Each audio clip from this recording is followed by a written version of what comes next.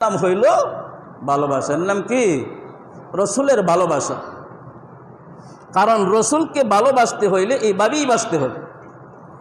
আরেকদিন আরেক মজলিসের মধ্যে হযরত পাক সাল্লাল্লাহু আলাইহি ওয়াসাল্লাম সাহাবীদের সাথে হাত মেলাইতেছেন।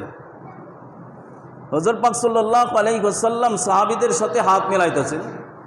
হাত মেলাইতে মেলাইতে আরেকজন সাহাবীর সাথে হাত মেলাইলেন। এই সাহাবীর হাতগুলা লোহার মতন শক্ত। কিছু মানুষ আছে না, যারা কাম কাজ করে, রডের কাজ করে, ইটের কাজ করে, বালুর কাজ করে, এদের হাত শক্ত থাকে, হাতের চামড়াগুলো শক্ত থাকে। তখন হযরত পাক সাল্লাল্লাহু আলাইহি ওয়াসাল্লাম যখন হাত মিলাইলেন, মেলানোর পরে হযরত পাক সাল্লাল্লাহু আলাইহি ওয়াসাল্লামের হাতের সাথে হাত মিলাইছেন। আল্লাহর নবী বলছেন, কি ব্যাপার, তোমার হাত এত শক্ত কেন? তখন এই সাহাবী বলতেছেন যে হুজুর, আমি ইট বালুর কাজ করি, লোহার কাজ করি, সারাদিন পরিশ্রম করি, এজন্য আমার হাতের চামড়াগুলা শক্ত হয়ে গেছে। হযরত পাক সাল্লাল্লাহু আলাইহি ওয়াসাল্লাম এই কথা শোনার সাথে সাথে এই সাহাবীর হাতটা নিয়ে চুমুকেছেন। সুবহানাল্লাহ বলে এই সাহাবীর হাতটা নিয়ে আল্লাহর নবী চুমুকেছেন।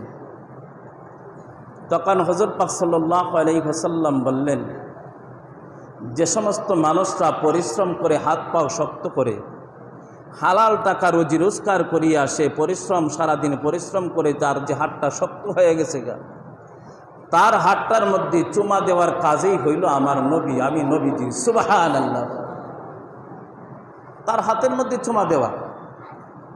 হযরত পাক সাল্লাল্লাহু আলাইহি ওয়াসাল্লাম বড় মহাব্বত করে, এজন্য শ্রমিকদেরকে আল্লাহর নবী, কর্মঠ ব্যক্তি যারা আছে তাদেরকে আল্লাহর নবী বেশি মহাব্বত করতেন, ভালোবাসতেন।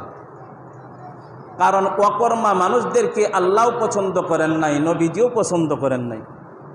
যারা অকর্মা, যারা কাজ করে, কর্ম করিয়া ভাত খায়, হালাল টাকা রুজি রোজগার করে তার সংসার চালায়, তার সংসারটা আল্লাহ তাআলার দরবারে অত্যন্ত দামি হয়ে যায়। যেরকমভাবে সেই সাহাবী, গরিব সাহাবীর হাতটা শক্ত হয়ে গিয়েছিল, পরিশ্রম করে কষ্ট করে যখন তার সেই সংসার চালাইতেছিল এত কষ্ট করিয়া, এই হাতটার মধ্যে নবীজি নিজে চুমুকেছেন, নিজে চুমুকেছেন। এজন্য সমস্ত উম্মতদেরকে বলে দিয়েছেন, কষ্ট করে হইলেও তোমরা হালাল রিজিক উপার্জন করবা, হালাল রিজিক উপার্জন করবা, হারামের কাছেও তোমরা যাইবা না, হারামের কাছেও তোমরা যাইবা না। আর আমরা এখন কষ্ট না কইরা কিছু টাকা হইলে সুদে লাগাই দিই, ঠিক না? কিছু টাকা হইলে সুদে লাগাই দিই, কারণ বিনা পরিশ্রমে টাকাগুলো আসতেছে।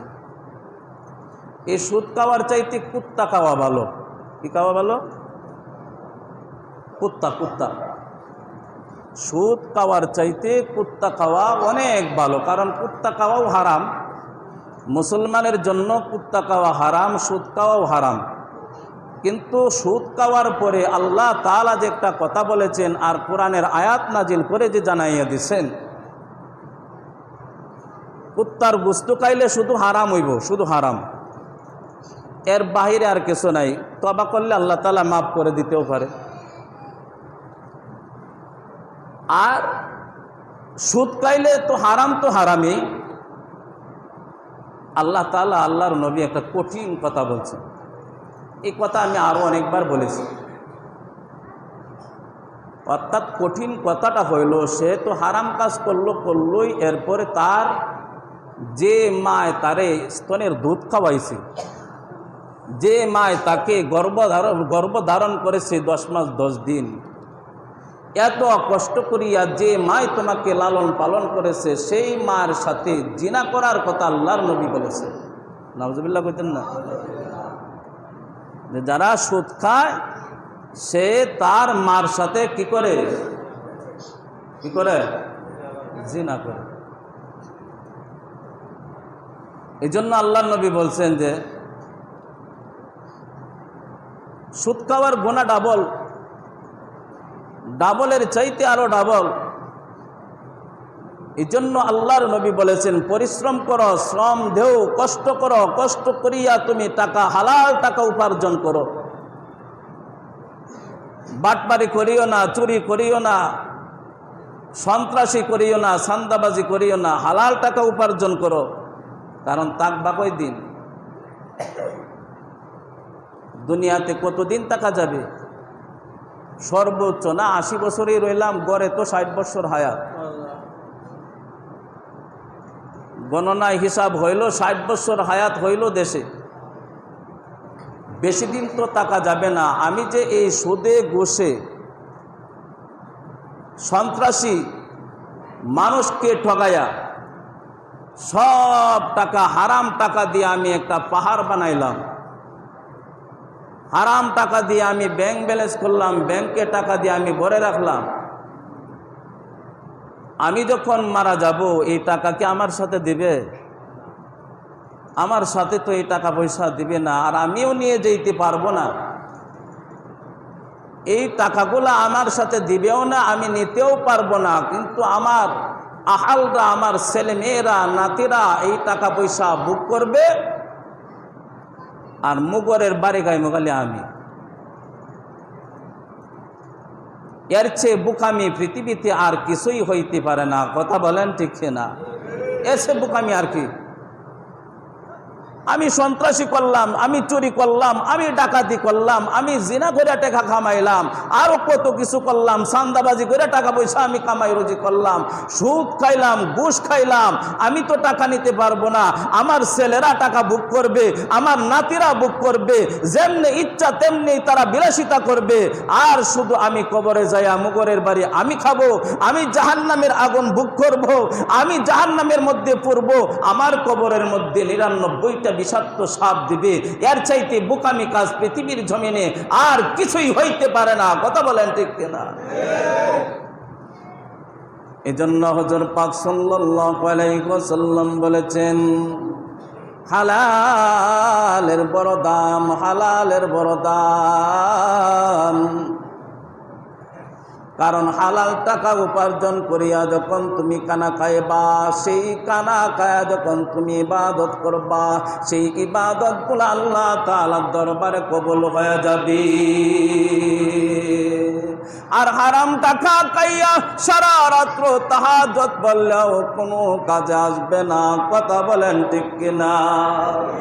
আখির জামানার পয়গম্বর বিশ্ব নবী মুহাম্মদ রাসূলুল্লাহ সাল্লাল্লাহু আলাইহি ওয়াসাল্লাম বলেছেন, হালাল উপার্জন করো, হালাল উপার্জন করো। কারণ হালালের মধ্যে যখন তুমি টিকিয়া থাকবা, হারাম টাকা নিয়ে যদি তুমি 100 বার হজ করো, একটা হজ আল্লাহ তাআলার দরবারে কবুল হবে না। হারাম টাকা নিয়ে যদি তুমি হজ করতে থাকো, এই টাকার হজ আল্লাহ তাআলা কবুল করবে না। হারাম টাকা দেয়া যদি তুমি একটা জামা বানাও, সুন্দর একটা পাঞ্জাবি বানাইলা, এই পাঞ্জাবি বানাইয়া পাঞ্জাবি দিয়া তুমি নামাজ পড়লা, এই নামাজ আল্লাহ তাআলার দরবারে কবুল হবে না। এই হারাম টাকা খাইয়া তুমি যখন জিকির করবা, সেই জিকির গুলো আল্লাহ তাআলার দরবারে কবুল হবে না। কারণ আল্লাহ তাআলা চান শুধু হালাল। হালাল ছাড়া আল্লাহ তাআলার দরবারে কোনো দাম নাই, হারামের কোনো দাম নাই, হারামের কোনো দাম নাই। দাম হইল হালালের। অল্প দিনের জিন্দিগি, 60-70 বছর যদি তুমি মেহনত করিয়া যদি তুমি জিন্দিগিটা কাটাইতে পারো, মেহনত করিয়া কষ্ট করিয়া যদি তুমি জিন্দিগি কাটাইতে পারো, চালাইতে পারো, আর শেষ নিঃশ্বাসের সময় আল্লাহ তাআলা কালিমা জারি করিয়া দিবেন মুখের মধ্যে, লা ইলাহা ইল্লাল্লাহু মুহাম্মাদুর রাসূলুল্লাহ।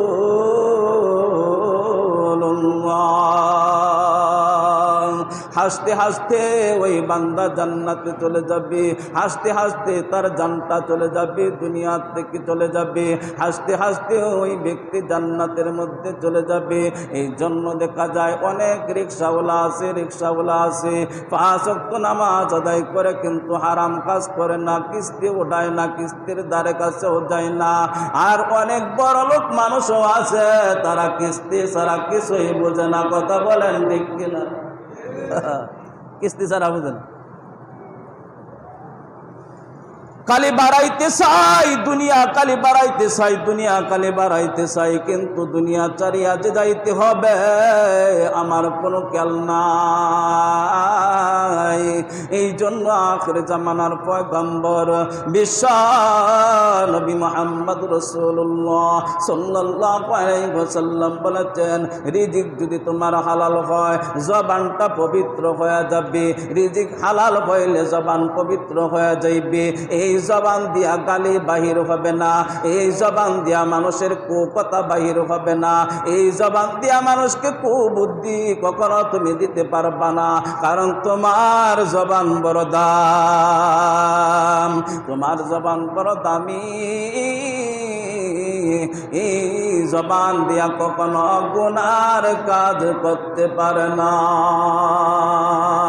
এই জন্য হালালের বড় দাম। সাহাবারা হুজুর পাক সাল্লাল্লাহু আলাইহি ওয়াসাল্লামের সাহাবীরা অনেক কষ্ট করেছে। এখন তো বর্তমান সময়ের মধ্যে আমাদের দেশে অভাব নাই বললেই চলে, কিন্তু সাহাবাদের সময় যে অভাব ছিল এর মতন অভাবী মানুষ পৃথিবীর জমিনের মধ্যে আর কখনো হবে না, আর কখনো হবে না।